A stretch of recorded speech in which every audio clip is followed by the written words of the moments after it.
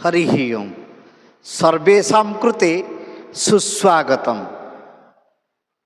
ओम नमः समस्त भूतानां आदिभूताय भूभृते अनेक रूप रूपाय प्रभवे प्रभविष्णवे। संप्रति व्याकरण शास्त्रे या संधि प्रक्रिया दृश्यते तमेव आधारीकृत्य अद्य आलोचनं भविष्यति। संप्रति अस्माकम् आलोचनस्य विषय भवति संधि कार्यं कुत्र जायते, किं तावत् संधि कार्यस्य प्रयोजनं, संधि कार्येण वाक्ये किं भवति, एतत् सर्वम् अधिकृत्य अत्र आलोचनं भविष्यति। तर्हि प्रागेव संधि भवति एका भाषा वैज्ञानिकी प्रक्रिया, अर्थात ताल्वादीषु स्थानेषु उच्चारण समये जा स्थानीय वृत्तिका तत्र व्यवहारः जायते। अर्थात ताल्वादीषु स्थानेषु उच्चारण समये यत् परिवर्तनं दृश्यते तत्तत् परिवर्तनमेव संधि कार्यस्य मूलं रूपं मूलं तत्वम्। अर्थात भाषा विज्ञान दृष्ट्या संधि कार्य भवति एका भाषा वैज्ञानिकी प्रक्रिया। अर्थात एकस्य वर्णस्य यदि संधि कार्यं दृश्यते तर्हि अपर वर्णेन सह तस्य वर्णस्य यः सम्बन्धः, यः सन्निकर्षः, सः सन्निकर्ष संधि कार्यत्वेन अस्माभिः आलोच्यते। अर्थात संधि कार्य समये वर्णानां कदाचित् भेदः, कदाचित् रूपस्य परिवर्तनं, कदाचित् वा रूपस्य व्यवहारे तत्र परिवर्तनम् अस्माभिः अनुभूयते। यथा तावत् तत्र सः वर्णभेदः संधि इति अस्माभिः आलोच्यते। अर्थात संपूर्वात् धा धातोः उपसर्गे घोः की इति प्रत्यये संधि कार्यं भवति। भाषा वैज्ञानिकानां मतानुसारम् इदं भवति रूपविज्ञानम्। अर्थात तत् वदन्ति मार्फोफोनमिक्स इति। एतत् सर्वम् अस्माकम् आलोचनं भविष्यति। संधि शब्दस्य प्रयोग वेदादि शास्त्रेषु अपि दृश्यते। अर्थात तत्र संपूर्वस्य धा धातो की प्रत्यये संधि भवति। संधि कार्यकरणे सम्यक भावेन वर्णानां धारणं, सम्यक भावेन वर्णानां परिवर्तनमेव संधि कार्यस्य विषयः भवति। तत्र वेदादि शास्त्रेषु अपि संधि शब्दस्य आलोचनं दृश्यते। सैव संधि संहिता भावेन संहिता शब्देन व्याकरण शास्त्रे प्रयुज्यते। परंतु तत्र वेदे दृश्यते संहिता पूर्वरूपम संधि उत्तररूपम। अर्थात संहिता संधि इति अनयोर्मध्ये कश्चित् भेदः अस्ति इति ब्राह्मणादि ग्रंथेषु कथ्यते। अर्थात संहिता भवति पूर्वरूपम, संहिता कार्ये कृते यह विषयः संभवति सः विषयः संधि विषयः भवति। एतत् सर्वं तत्र ब्राह्मणादि ग्रंथेषु अतएव उच्यते संहिता पूर्वरूपं संधि उत्तररूपम् इति। सन्निधि एव संहिता, सन्निधि जोगात् जायमानं कार्यं संधि शब्देन व्यवह्रियते। अर्थात सा च संहिता अस्माकं पाणिनीय व्याकरणे परः सन्निकर्ष संहिता इति सूत्रमाध्यमेन व्यवह्रियते। वर्णानाम अतिशयित सन्निधि एव संहिता। जत्र वर्णानाम सन्निकर्षः जायते अतिशयित सन्निधि जायते तत्रैव संहिता कार्यं दृश्यते। तत्र संहिता शब्दस्य व्युत्पादनम् एवं भवति समुपसर्गात् धा धातुः यदा त इति प्रत्यय जायते तदानीं तत्र संहितम इति रूपं जायते नपुंसके। परन्तु पाणिनिना तत्र संहिता शब्द अष्टाध्याय्यां प्रयुक्तः अस्ति संहिता शब्द। अतएव अस्माभिः संहिता शब्दस्य स्त्रीत्वेन व्यवहारः सर्वदा क्रियते। पुनश्च उच्यते पदान्तात् पदादिभिः सह जह संदधते इति संधि संहिता इति। अर्थात यत्सा कालाव्यवयेन उच्यते अर्थात पूर्व परवर्णयोः कालस्य अव्यवधानेन एव संहिता भवति। जत्र पूर्ववर्ण परवर्णः अनयोर्मध्ये अव्यवधानं भवति।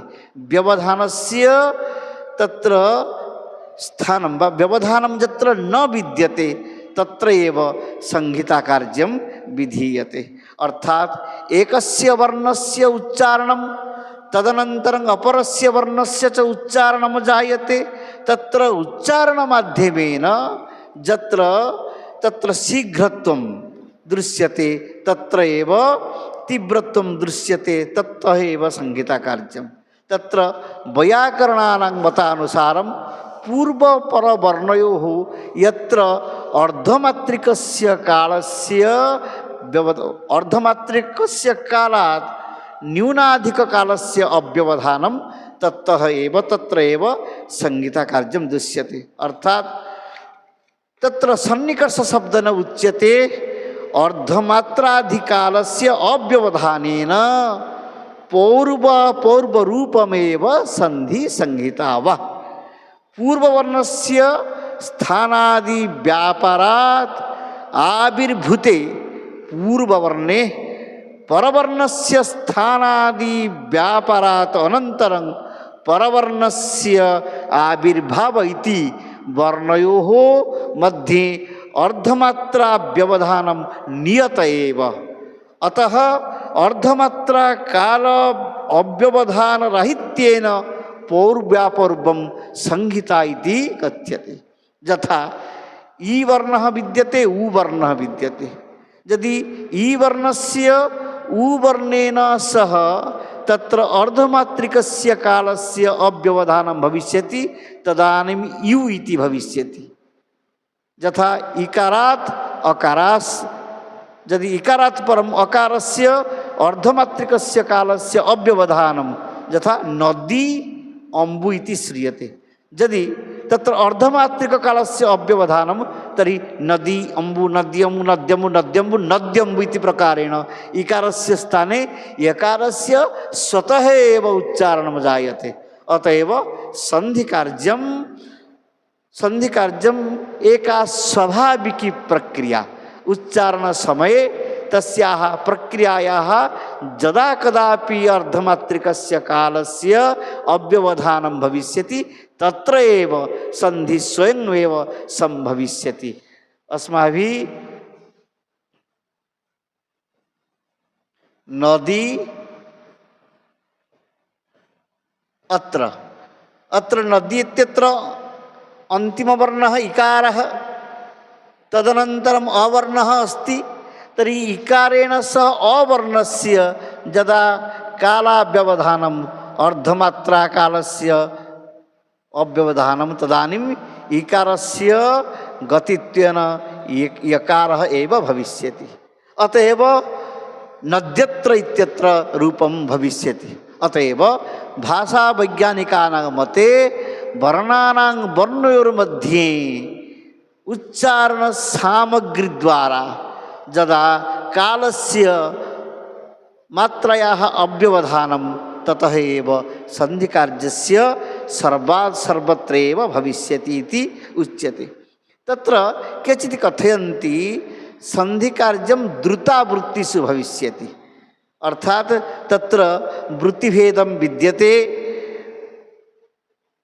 केषांचित् मते तत्र द्रुतवृत्तौ अर्धमात्रिककालाव्यवधानेन उच्चारणं स्यादेव, ततएव संहिताकार्यं, परन्तु न तु मध्यमा विलम्बितयोः तत्र संधिकार्यं भविष्यति इति के वदन्ति। यतोहि तत्र उच्यते वृत्ति त्रिधा उच्चारण विषये, अभ्यासार्थे धृतावृत्ति, मध्या वै चिंतने स्मृता, शिष्याणामुपदेशार्थं कुर्यात् वृत्ति विलंबिता। अत्र तत्र द्रुतावृत्ति यत्र विद्यते तत्र संधिकार्यं भविष्यति इति केषांचित् मतं, परन्तु एतत् मतं न समीचीनं जायते। किमर्थं? तत्र सर्वासु वृत्तिषु अपि संधिकार्यं विद्यते।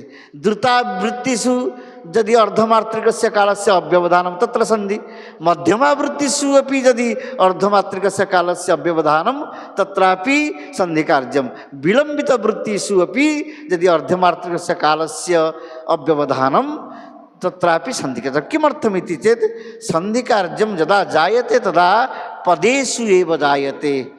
तत्र पदानां यत्र एकीभवनं भवति, एकीकृतं भवति, तदनन्तरं उच्चारण विषये एव एकीकृतस्य रूपस्य एव प्रयोगः भविष्यति।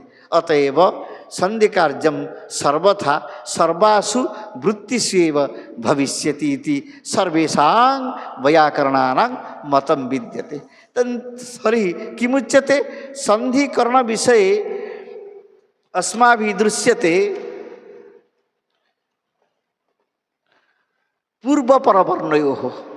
तर्हि पूर्ववर्णस्य अन्तिमवर्णः, परवर्णस्य पूर्ववर्णः, आदिवर्णः।